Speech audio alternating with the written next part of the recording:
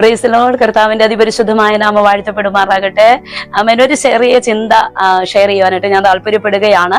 സങ്കീർത്തന പുസ്തകം 74 അധ്യായം അതിന്റെ 15 വാക്യം ഇങ്ങനെ വായിക്കുന്നു: നീ ഉറവും ഒഴുക്കും തുറന്നു വിട്ടു, മഹാനദികളെ നീ വറ്റിച്ച് കളഞ്ഞു. Price the Lord. ഹല്ലേലൂയ. ഇവിടെ പറയുകയാണ്, നീ ഉറവും ഒഴുക്കും തുറന്നു വിട്ടു. ആമേൻ. ഹല്ലേലൂയ. ഉറവും ഒഴുക്കും തുറന്നു വിട്ടു എന്ന് പറഞ്ഞാൽ അതിനകത്ത് തീർച്ചയായിട്ടും ആമേൻ വെള്ളം ഒഴുകുകയായിരിക്കും. Praise the Lord. ഹല്ലേലൂയ. ഉറവുകളെല്ലാം അടഞ്ഞുപോയ എല്ലാ ഉറവുകളും തുറക്കുകയാണ്. എന്നിട്ട് പറയുകയാണ്, നീ ഉറവും ഒഴുക്കും തുറന്നു വിട്ടു. അവൻ ഉറവും ഉണ്ട്, ഒഴുക്കും ഉണ്ട്. Price the Lord. ഹല്ലേലൂയ.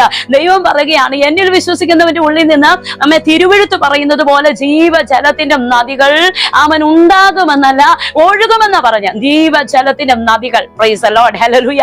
അങ്ങനെയാണെങ്കിൽ എന്റെയും നിങ്ങളുടെയൊക്കെ ജീവിതത്തിനകത്ത് അവൻ ദൈവത്തിൽ വിശ്വസിക്കുന്നവരുടെ ജീവിതത്തിനകത്ത്, യേശുവിനെ വിശ്വസിക്കുന്നവരുടെ ജീവിതത്തിനകത്ത് അവൻ നദികളെ പോലെ ദൈവം ഉറവിനെ ഒഴുക്കിനെ തുറന്നു വിടുകയാണ്. സ്തോത്രം. എന്നിട്ട് പറയുകയാണ്, മഹാനദികളെ വറ്റിച്ചു കളഞ്ഞു. Price the Lord. തീർച്ചയായിട്ടും അവൻ ഉറവും ഒഴുക്കും തുറന്നു വിട്ടാൽ അവൻ നദികൾ വറ്റുവല്ല ചെയ്യേണ്ടത്, അവൻ നദികൾ എന്ത് ചെയ്യാ, കവിഞ്ഞൊഴുകുക ചെയ്യേണ്ടത്. പക്ഷെ ഇവിടെ പറയുകയാ, അവൻ ഒരിടത്ത് നിന്റെ സാധ്യതകൾ അടഞ്ഞെങ്കിൽ, ഹല്ലേലൂയ, ആമേൻ, ഹല്ലേലൂയ, ഒരിടത്ത് ദൈവം തുറക്കുകയാണ്. അതുകൊണ്ടാണ് പറയുന്നത്, ഞാൻ ഉറവും ഒഴുക്കും തുറന്നു വിട്ടു, ആമേൻ, നീ മഹാനദികൾ വറ്റിച്ചു കളഞ്ഞു. ഹല്ലേലൂയ.